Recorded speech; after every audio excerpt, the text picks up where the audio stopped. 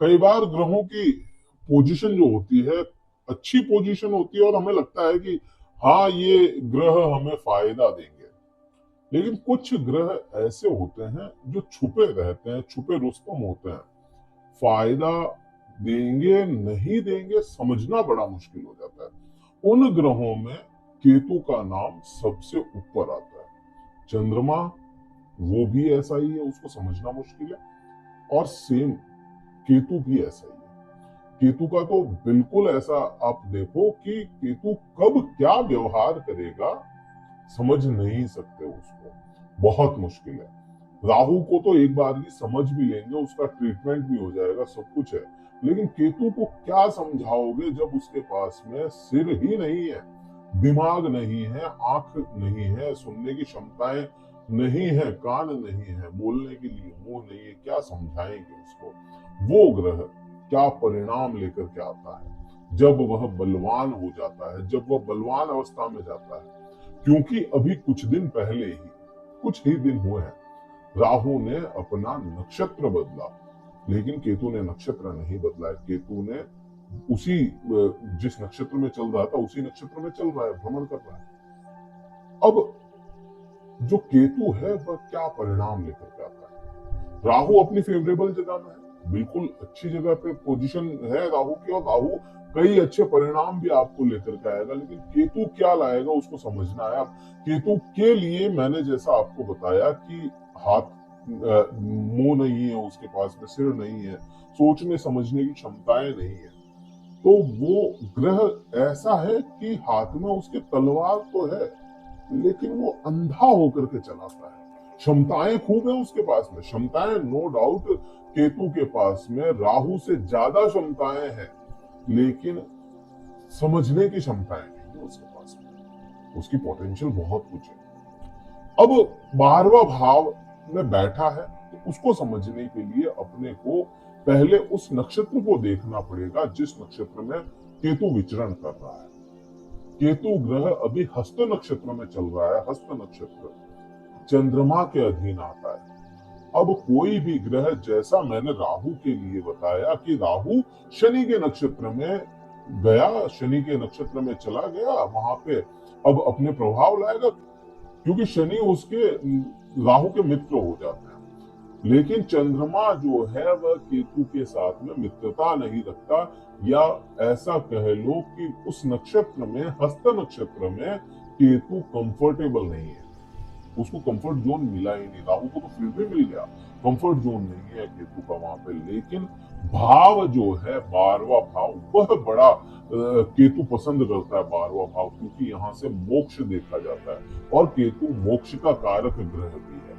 अब यहाँ पे प्रभाव आपको सबसे अगर कहें देखना हो ना, तो इसको पूरा प्रॉपर, इस वीडियो को देखोगे पूरा प्रॉपर केतु का समझ में आएगा। देखो, केतु का समझना है, हस्त नक्षत्र में ये चीज समझ में आती है, चंद्रमा के नक्षत्र में समझ में आता है।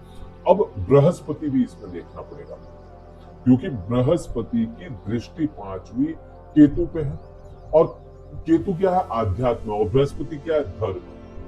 केतु क्या है, धार्मिक है, और बृहस्पति क्या है, धर्म के पथ पे चलाने वाला है, गुरु है ना वो। तो इसलिए केतु को बल भी मिल जाता है।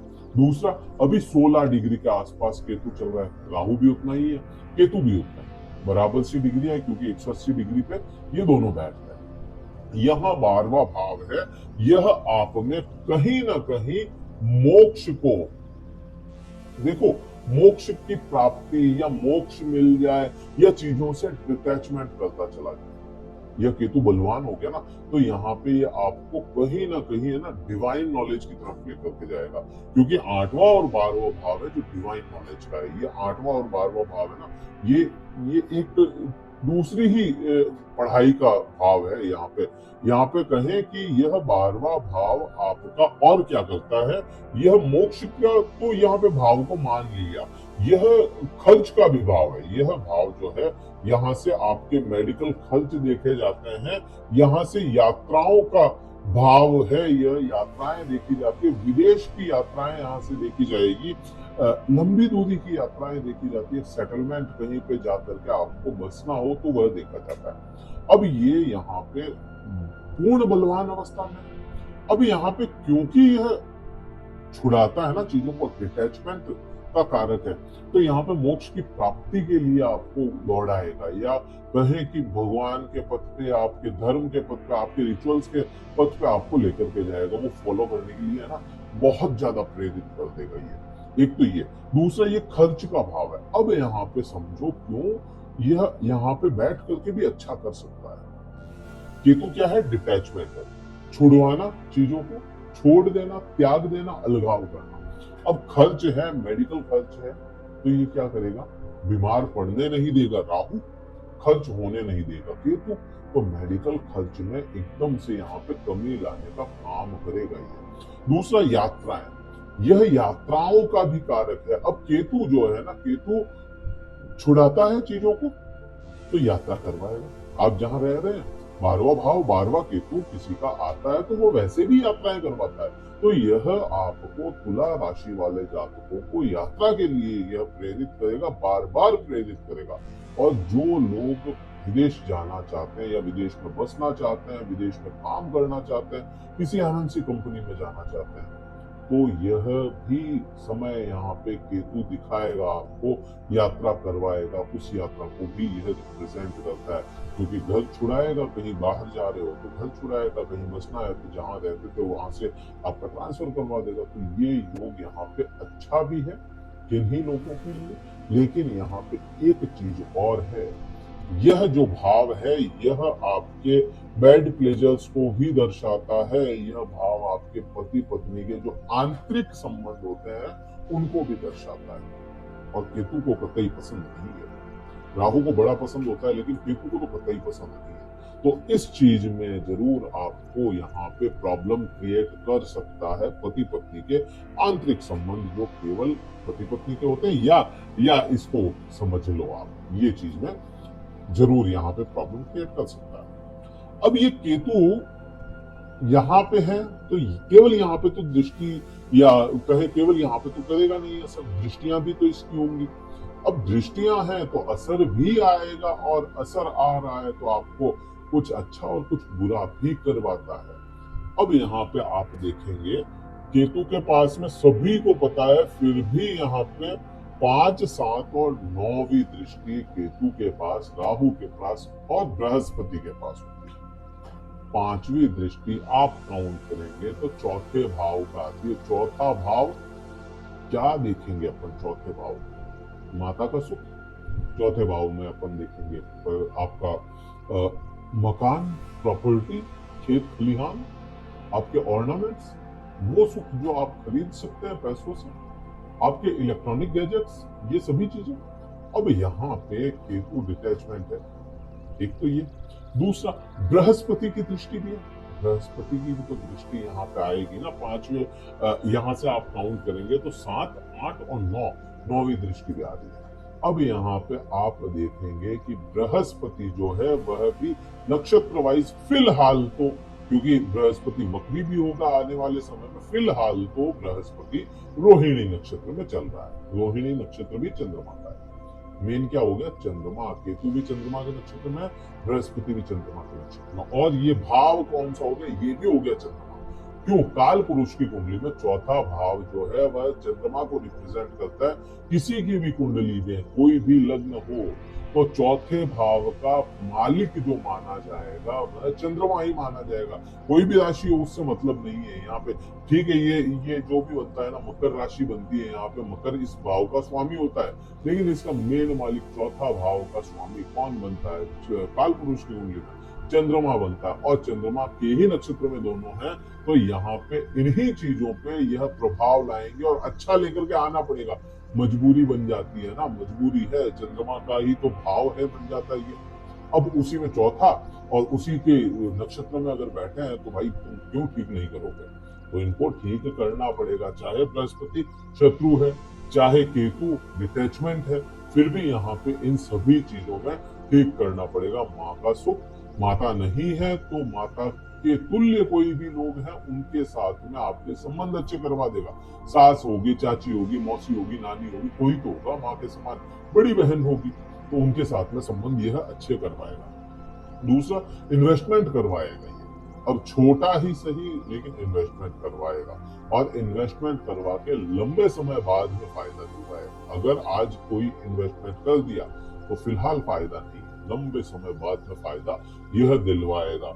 अब ये चीजें तो यहाँ पे अपने को समझ में आती है। सातवीं दृष्टि केतु की आ जाती है आपके छठे भाव पे, जहां पे राहु का प्रभाव है, और बहुत तेज, बहुत अच्छे प्रभाव के साथ है राहु, मतलब फेवरेबल हाउस है राहु का भी है। तो यहाँ पे राहु का ही रहेगा।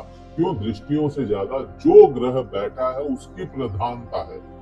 हमेशा जो ग्रह बैठा होगा उसकी प्रधानता ज्यादा रहेगी, तो यहाँ पे केतु के प्रभाव ज्यादा है। अब यहाँ पे देखो, इनका है ना उपाय भी मैं साथ का साथ बताता चलूं। 12वां भाव है। 12वां भाव अगर आपको परेशान कर रहा है, आपको बहुत ज्यादा मोक्ष की फीलिंग आ रही है कि सब चीजें छोड़ दो, त्याग की भावनाएं आ रही है, आपको पति पत्नी के आपसे संबंधों में परेशानी आ रही है, आपका विदेश जाने का बन नहीं रहा है, कोई योग ऐसा कुछ आप जाना चाहते हैं, तो ऐसे समय में आपको 12वां भाव का ट्रीटमेंट करना है ना, तो कोई यात्रा कीजिए जो ऊंचाई पे हो जगह, पहाड़ों की यात्रा हो गई, या बहुत ज्यादा ऐसा भी नहीं है कि आप बहुत ज्यादा दूरी पे पहाड़ों पे, क्योंकि हर किसी के पॉकेट अलाउ करे ना करे, आपके आसपास एरिया में भी कोई ट्रैकिंग ट्रेल हो, ट्रैकिंग पर जा सकते हो, कोई छोटा मोटा ही सही पहाड़ हो, तो ट्रैकिंग करना शुरू करें। सप्ताह में एक बार ट्रैकिंग करें। ये केतु जो है ना ट्रीट हो जाएगा वहां से, प्रकृति से जुड़ेंगे और ऊंचाई पे जाएंगे ना, तो ऊंचाई केतु खुद होती है, तो ये प्रभाव यहाँ पे अच्छा कर देगा। इस भाव को अगर ठीक करना है तो चंद्रमा को ठीक करना पड़ेगा आपको। चंद्रमा को प्रकृति के साथ में मिलाना। चंद्रमा का मतलब क्या हो गया? पानी हो गया। पानी का वेस्टेज रोक दो, और अभी अगर मौसम सही है, बारिश हो रही है, तो 2-4 बार बारिश में स्नान कर लो, वो भी अच्छा है। प्राकृतिक कोई पानी का स्रोत हो, जैसे नदी हो गई या झरना हो गया, उसमें स्नान कर लिया जाए, वो भी अच्छा है।